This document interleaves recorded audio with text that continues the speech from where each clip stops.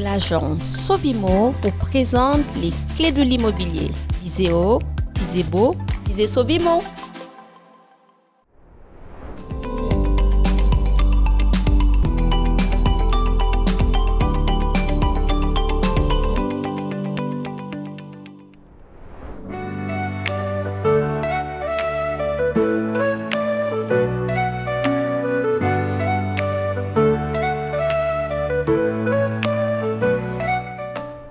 Bonjour à tous, voici Alad. Dans notre émission Les clés de l'immobilier saison 2, j'ai le plaisir de recevoir Marie-Céline. Bonjour Marie-Céline. Bonjour Vassia. Marie-Céline, est-ce que vous pouvez vous présenter, nous parler un peu de vous s'il vous plaît? Alors, donc moi je suis la directrice, la fondatrice de 1000 couleurs d'eau. Oui. Donc située à Grasse. J'exerce depuis 30 ans, je suis dans le domaine depuis 30 ans. Ma spécialité, ce sont les couleurs d'eau. Parce que comme je vais aborder le sujet un petit peu plus tard, entre ce qu'on choisit et ce qu'on aura une fois la piscine remplie, c'est totalement différent. Eh bien ça c'est génial. C'est génial parce que la thématique que nous allons aborder aujourd'hui s'appelle les 1000 couleurs d'eau. C'est génial, j'ai hâte d'en savoir un peu plus. Alors, qu'est-ce que c'est qu'une bonne couleur d'eau, Marie? Alors, il n'y a pas de bonne couleur d'eau. Il y a juste une couleur d'eau qui va s'adapter à son environnement. D'accord. Et donc, il faut savoir que chaque lieu, comme celui-là, a son identité, son histoire. Et c'est vrai que choisir la couleur d'eau qui sublimera son environnement, c'est un exercice délicat, comme je le disais il y a 2 minutes. C'est qu'on choisit une couleur, mais on en aura une autre. Donc c'est pour ça que on s'imprègne du lieu, on discute beaucoup avec le client ou avec son représentant pour sentir un petit peu qu'est-ce qu'il aime, qu'est-ce qu'il a envie, vers quoi va tendre le projet. Et à partir de là, eh bien, on va tenter d'y répondre comme il se doit. Eh bien, c'est génial. C'est vraiment génial de savoir que lorsque vous venez dans un lieu pour voir la piscine, en fonction de l'environnement, en fonction du client, de ses demandes, vous allez arriver à créer la bonne couleur d'eau qui sera vraiment celle qui lui plaira le plus. Alors, juste, je vais revenir sur un point qui est très, très important. Parce qu'entre ce qu'on souhaite avoir et ce que l'on peut faire, il y a un grand écart. C'est ça.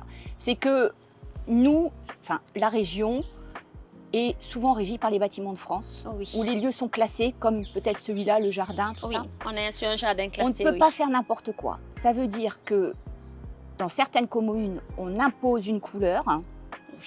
Le bleu ici, le revêtement bleu, et ça c'est important parce que le revêtement bleu est interdit. Ça ne veut pas dire que la couleur bleue le soit. Ça veut dire qu'on va travailler, si vraiment le client veut du bleu, on va mettre d'autres couleurs qui donneront du bleu sans y mettre du bleu. Mais ça, j'expliquerai ça un petit peu plus tard. Voilà. Tout à l'heure, vous avez parlé à l'instant, en fonction des villes, on a des obligations, des interdictions. Est-ce que vous pouvez détailler un peu plus? On a parlé de ce bleu, mais voilà, est-ce qu'on peut voir quelles sont les obligations légales? Eh bien, quand donc s'il s'agit d'une construction, de rénovation, en général aussi, il va y avoir un permis qui va être déposé, une couleur qui va être déposée, l'urbanisme, donc là, il faut se renseigner auprès de l'urbanisme de la mairie concernée pour pouvoir connaître ce qu'on peut faire. Sur certains quartiers, par exemple de Nice, on impose du blanc. D'accord. Donc on ne pourra pas faire autre chose. Donc ça, c'est important de savoir ce qu'on peut faire. Et si vraiment on va essayer de faire en sorte de s'approcher au maximum de ce qu'a envie aussi le client. Et quelquefois, le client veut quelque chose, pense avoir une idée, et au final, il va partir sur complètement l'opposé. Parce que le cadre, c'est autre chose qu'il faut. Tout à fait. Donc, ce qu'il faut retenir, c'est que avant même de commencer les démarches administratives, il faut en amont regarder ce qu'on est capable d'avoir ou de ne pas avoir en fonction de l'urbanisme du quartier ou de la ville dans laquelle se trouve le bien. Tout à fait. Et c'est vous qui accompagnez les clients dans ce sens? Non, parce qu'en général, on vient à moi quand le projet est déjà ficelé. Par contre, c'est une question que je pose dès le départ. Très bien. Pour pas avancer sur quelque chose qui, après, n'aboutira pas. D'accord, très bien. Dans ce cas-là, sur quoi devons-nous nous baser pour déterminer la couleur d'eau? Alors, donc l'environnement, bien sûr, mais c'est vrai que on va travailler aussi, quand on a la chance, on va travailler avec des architectes, Oui, avec des paysagistes, avec des pisciniers. oui, Chacun a son domaine tout à fait.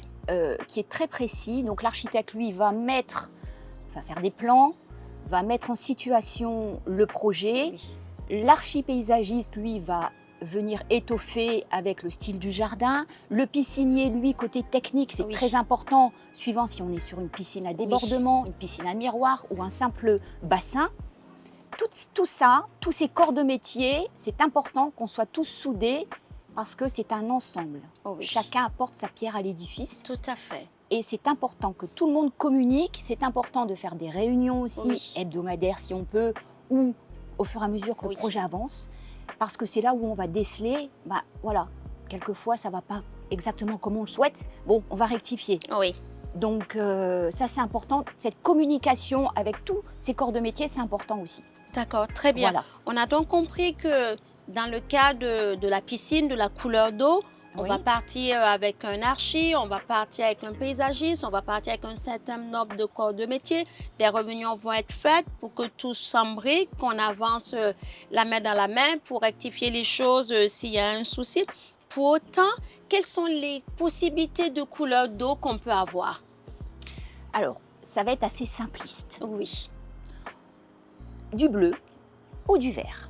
d'accord. Mais dans ces simples couleurs de bleu ou de vert, Oui, on aura des bleus. Alors, attention, quand je vais parler couleurs, je vais parler couleur d'eau.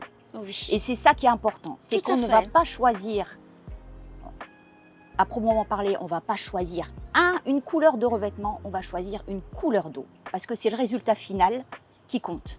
Dans ce Donc, cas-là, Marie, si vous oui. permettez, faites-nous la différence entre la couleur d'eau Oui. et la couleur de revêtement. Comme Alors. ça va permettre aux spectateurs de vraiment discerner la différence qu'il y a entre les deux. Très simplement, Oui. si l'on travaille sur des couleurs très claires, Oui, la couleur de l'eau sera bleu cristallin. Dans ce cadre-là, la couleur d'eau sera bleu cristallin.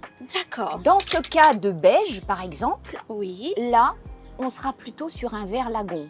Mais attention, si on travaille avec un joint beige, oui. on va orienter vers du vert. Voilà, donc c'est vrai qu'il y a toutes ces petites subtilités Ah oui, qui font que tout ça se travaille. oui, Ça se travaille aussi avec l'orientation, les profondeurs. oui. Il faut savoir que la masse de l'eau est bleue. Donc, on va toujours marier une base Oui. avec du bleu. Oui, Et en fonction justement de cette masse et en fonction de la couleur d'eau qu'on aura déterminée avec le client, on va plus ou moins jauger oui. et mettre un petit peu plus de bleu, un petit peu plus de vert. On va mixer. Et c'est vrai que moi, j'ai un petit coup de cœur pour les mosaïques parce que ça fait 30 ans que je suis... Voilà, Et on a des possibilités de mélange, Oui. on a des possibilités de tout ce qui est coté, de mettre des choses de l'or. Oui. On peut avoir des choses un petit peu irisées ou des sublimes avec donc de l'aventurine. On peut mixer à souhait toutes les couleurs. Et ce qu'il y a génial. de plus intéressant aussi, on peut le mettre en bijou. Oui. Et ce qu'il y a de plus intéressant aussi, c'est qu'on peut personnaliser vraiment à l'infini. À l'infini. Et à ce sujet, je vais raconter une petite anecdote. C'est que on m'a contacté pour refaire la piscine des frères Montgolfier, les inventeurs de la montgolfière. Donc le thème, l'identité de la maison, c'était la montgolfière. Il y en avait de partout. Oui. Et là, on a refait, donc j'ai refait des montgolfières stylisées dans le fond de la piscine pour cadrer vraiment avec l'identité de la maison. Et ça, on ne peut pas le faire avec, du carrelage, du grès cérame. Vraiment, on va peaufiner jusqu'au moindre détail pour vraiment coller à l'identité de la maison. À l'identité, à la demande du client. C'est vraiment extraordinaire. Est-ce que vous pouvez nous raconter d'autres choses? Par exemple, pour... c'est vraiment très joli. Vous pouvez nous dire ce que vous avez pu travailler là-dessus et la couleur d'eau qui en est ressortie? Alors, oui, j'ai fait donc sur le Cap d'Antibes, Oui. donc la piscine extérieure en or jaune et la piscine intérieure en or blanc. Là, on avait travaillé génial. avec Stark. Ouais. Donc, l'extérieur, on a eu un résultat vert, Oui. une couleur verte assez brillant. On a mélangé les formats aussi. Sur les plages, on a travaillé sur du 5,5, donc 5 cm sur 5. Oui. À l'intérieur, du 10-10, Oui. je parle en millimètres. Hein, tout à fait. 1 cm, voilà. Et du 2,2. On a joué aussi sur la façon de poser, parce que ça aussi, il faut avoir les bons intervenants. Et ça, c'est un peu plus complexe. Oui. Parce que c'est la joaillerie. Tout à fait. Donc, il faut vraiment quelqu'un qui prenne son temps. Ça ne se pose pas comme du carrelage. Oui. Voilà. Il faut vraiment être minutieux et prendre son temps et anticiper aussi la pose, les coupes, voir un petit peu. Alors, ce qu'il y a d'intéressant aussi, c'est que sur certains produits, on a aussi les finitions. Donc, tout ce qui est nez de marche, par exemple, antidérapant. Donc, ça va vraiment accompagner aussi la finition. Oui. Ce sont des petits détails, mais qui comptent. Qui ont toute leur importance. Tout à fait. Donc, voilà. C'est vraiment génial, Marie, de vous entendre parler des 1000 couleurs d'eau. Oui. On se rend compte que finalement, l'imagination n'a pas de limite. Et que vous êtes là pour réaliser, dans le cadre des possibles, des obligations et des contraintes en fonction de chaque ville et des réglementations en cours, d'aller au mieux réaliser le projet de votre client afin qu'il puisse vraiment avoir en finalité ou pas, ou l'accompagner avec une idée de base qui évolue et qui se pose sur une idée finalement qui s'harmonise totalement avec son environnement. Oui. Donc, vous partez de l'environnement pour aller chercher la meilleure couleur d'eau. C'est ça, la profondeur, l'ensoleillement, l'orientation. Et puis, il ne faut pas oublier une chose aussi, c'est que au cours de la journée, la couleur de l'eau va changer, elle aussi, puisque plus ou moins de lumière, plus ou moins de nuages, parce que nous, on est sur la Côte d'Azur, on a l'azur, donc on a aussi ce reflet du ciel. Et ça aussi, c'est à prendre en compte. Une piscine qui se situe dans le sud de la France, avec les mêmes produits, ne rendra pas systématiquement la même couleur d'eau si on se situe dans le nord ou dans d'autres régions un tout petit peu plus un peu ombragées. Voilà, c'est tout ça qui fait que une couleur d'eau rejaillit et elle peut évoluer, elle peut changer. Et voilà, elle vit en fait. Elle vit en fonction de son environnement. Voilà, c'est ça, tout à fait. Marie-Céline, en général, quels sont vos clients? Quel type de clients font appel à vos services? Alors, je travaille essentiellement avec le professionnel, les architectes, les décorateurs, les entreprises générales. Il m'arrive de travailler quand même avec des particuliers. C'est vrai que on a toujours des idées reçues. Une piscine, ça doit être bleu. C'est vrai. Ben non, une piscine, c'est pas forcément bleu. Il y a un cadre, il y a une ambiance. Et là, ben non, on avait pensé, ça m'est arrivé ça, chez un client, où il était parti, lui il avait une maison, il était sur Manchester, ben lui une piscine c'est bleu. Et quand je suis arrivée chez lui, ben j'ai dit non, c'est du vert qu'il faut, c'est un petit bassin. Il me dit ah, non, c'est pas possible. Ben si, c'est possible. Et là, eh ben, il est ravi. Il est ravi parce qu'il ne s'attendait pas à ça. Et le résultat, eh ben, il ne s'en lasse pas. Tous les matins, il regarde sa piscine. Voilà. Et c'est ça la magie aussi, parce qu'il ne pensait pas que c'était possible. Et au fait, oui. Donc, c'est ça qui est magique aussi. Et puis bon. Eh bien, ce qui est génial à vous entendre, vous êtes comme une magicienne. Parce que la couleur d'eau, encore plus dans notre région où la piscine reste quelque chose d'importante. En général, quand on a une maison ou quand on vit en copropriété, on a besoin d'avoir une piscine, même si on a la mer à 2 pas. Donc, avoir la possibilité d'avoir sa piscine privée et de pouvoir avoir la couleur d'eau qu'on souhaite avec les conseils pour que ça s'imbrique dans l'environnement, pour moi, vous me faites penser à une magicienne.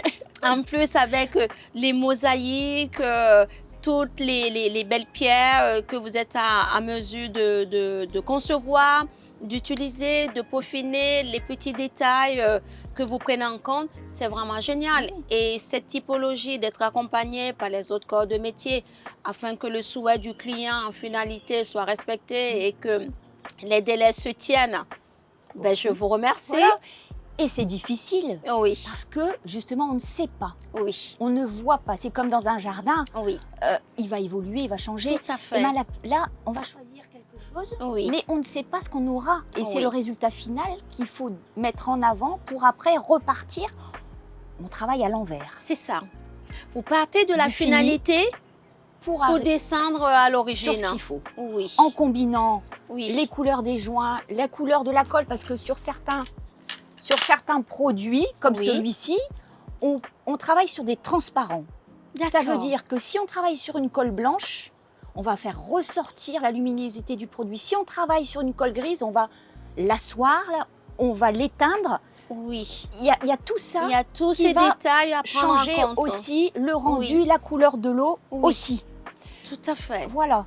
Donc si on part sur ce type de mosaïque et qu'on travaille avec de la colle grise, par exemple, oui. quel est le rendu d'eau que nous allons avoir? On sera sur un vert, mais c'est vrai que colle grise, pour moi, il va éteindre.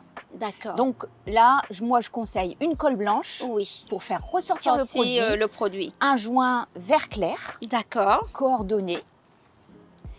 Et là, on sera sur un vert moyen en eau. Oui. Voilà. Oui.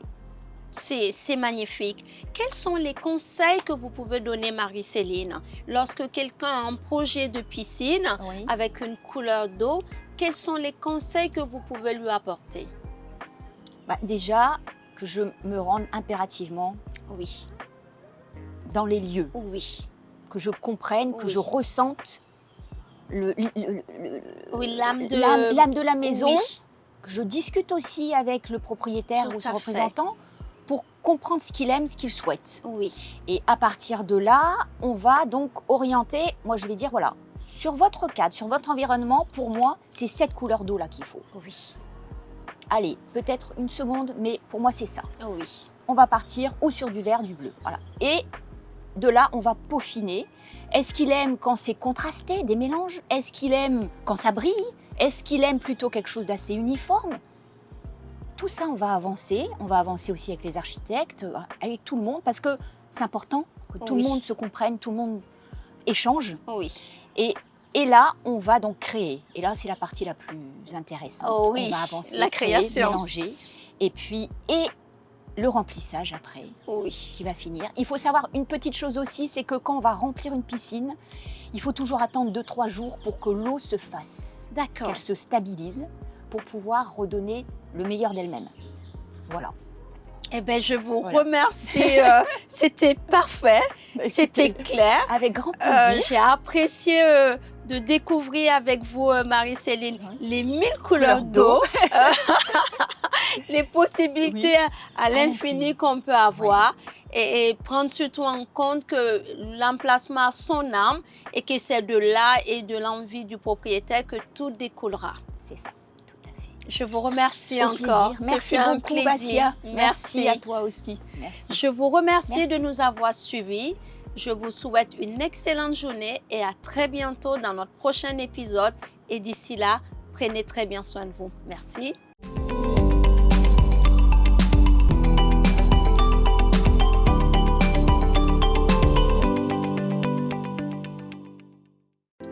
L'agence Sovimo vous présente les clés de l'immobilier. Visez haut, visez beau, visez Sovimo.